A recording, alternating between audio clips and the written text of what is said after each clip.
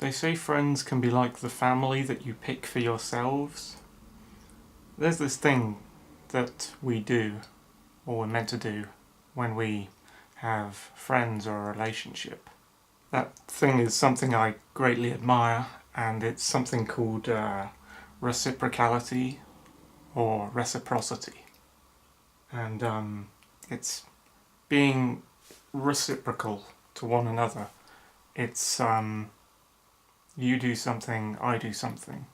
It's give and take. It's like you and me, we're like closer than strangers, right? So how are we keeping that going? How do we make sure that we don't become strangers again?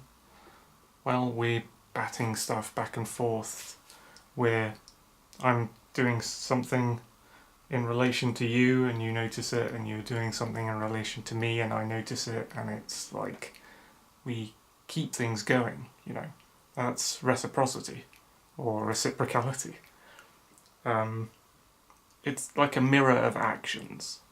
And it's kind of organic. You don't really notice it happening if you're doing everything right, and I think a lot of people find it natural. Like they just do it automatically. It's sort of strange when it gets to the point where you notice it not being there or going away. So it's like a mirror. This is the metaphor of the mirror. I guess it's a bit of a crap metaphor because you look into a mirror and you see. It's like there's two people in the room. It's kind of metaphoric because there's only one person in the room, but it's like you and your friend. It's like you see two people in the room. But if that mirror clouds up, and obviously the mirror is you're mirroring each other's actions, so I do something, you do something, I do something, you do something. If that clouds up, that mirror, and it's just I do something, you do something, now it's clouded up, I do something, can't see, I do something, can't see, I do something, can't see, and it's fully opaque now with condensation or whatever you want to call it. It's like you feel like there's only one image out of the two. It's just yourself. You can't see the other shape of the person in the mirror, if you like, because they've somehow, for some reason, stopped doing things to keep the friendship or the relationship going. Maybe it should be like a window pane. Maybe this metaphor should be one person outside one side of a winter window pane and one person outside the other side of a winter window pane, and then that clouds up so they can't see each other. But then it wouldn't be mirroring each other's actions, you know, so kind of ruins the metaphor in a different way. Reciprocity can be like just pretty simple things like you're sending messages to each other, right? If you're on the internet and you're not talking. In real life you're talking, so you say something to your friend. If you notice they don't say something back, it's like, yeah, fair enough, but if you notice that over and over again, like I say something to you, you don't say something back, yeah, whatever. I say another thing to you, you don't say something back. I say a third thing to you, you don't say something back. Okay, I'm noticing like a silence here. I'm noticing that we're not interacting as friends or people who are close together. We're acting as strangers again. Like, who are you? I don't know you. I'm not doing anything for you. Fuck you. You're just someone I don't know, sort of thing. You start noticing, like, when people distance themselves from you, and you don't know why, and maybe there's a purpose behind it. I don't know. Sometimes there is a purpose, and people definitely want to stop and be strangers again. But you can't tell whether they're someone who wants to be strangers again, or whether they're someone who's not keeping up their side of the bargain. Like, so if you're messaging, you send a line to them, they send a line to you. You're batting conversations back and forth. It's like tennis, you know. I'm giving you something. You've got something to work on now. You've got the ball. You bat that back. You know. You hit that. You serve that back to me. and we keep the ball in the air. Else, if the ball hits the ground and because one person decides, I'm not going to hit that back, you're strangers again. You're not keeping it going. I mean, you could pick up the ball from the ground and start batting it back again.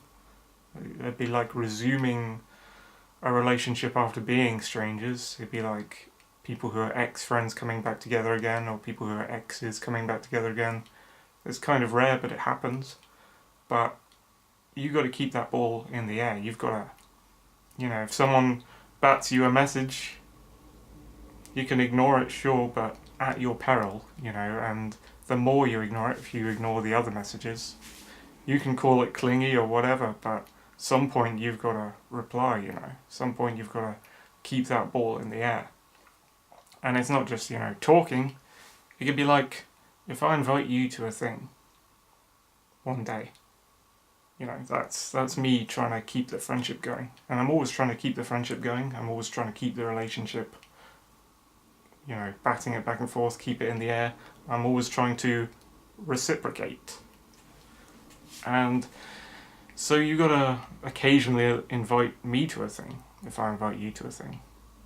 And then sometimes I'll try and do something for my friend where it's like, I think it's kind of forced when you expect someone to do things for you all the time, and you ask them to do things for you all the time, unless it's something serious where you're in trouble and you need help.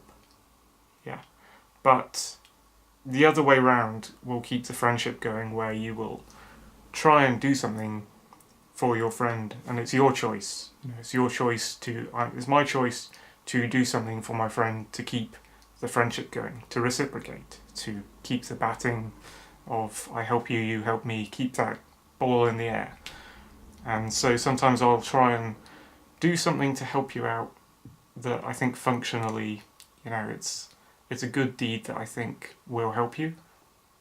And I can do that, but again, not to sound like you're like overly seeking reward without like someone giving something back to you, but I think nothing in life is free in a way, and I'm not talking about money when I say that. I mean, nothing in life is free in terms of you got to put work in, you got to put energy in to keep things going. You never get something for not doing something, You never get a reward for not working. And also the friendship decays if I notice that you're not gonna do something for me occasionally to help me out. Whenever you think that I'm in trouble, and I might decline. I might not necessarily think that I'm in bad enough trouble to need you to help, but I got to see you trying. So that's a third thing, I guess, is sometimes I'll try and help you out functionally. Sometimes you'll try and help me out functionally. And if it's one way, then it's one way. A friendship or a relationship is a two-way thing. You've both got to put in something, and you've both got to maintain it, which means you've both got to occasionally, I guess, keep things going. You've got to put something in. But if you notice like 2 weeks to a month going by and the other person has gone silent, or they haven't invited you to a thing, or they haven't done anything to help you, then you start to think maybe we're going back to strangers, like maybe something's happening, and maybe I'm putting in all the work. Like when I was in uni, I always like texted my uni friends to go out, and after a while I realised, hey, hold on, like no one else is the organiser of these events. Am I playing the role here of the one guy who actually gets people together? And I started, keeping on the lookout to see if they were like going out together without asking me, but it didn't seem so. It just seemed like they wouldn't go out to a pub or go out at night or whatever to hang out unless I was asking them. And once they got out there, you could see they were happy about it. They were all talking and having a nice time.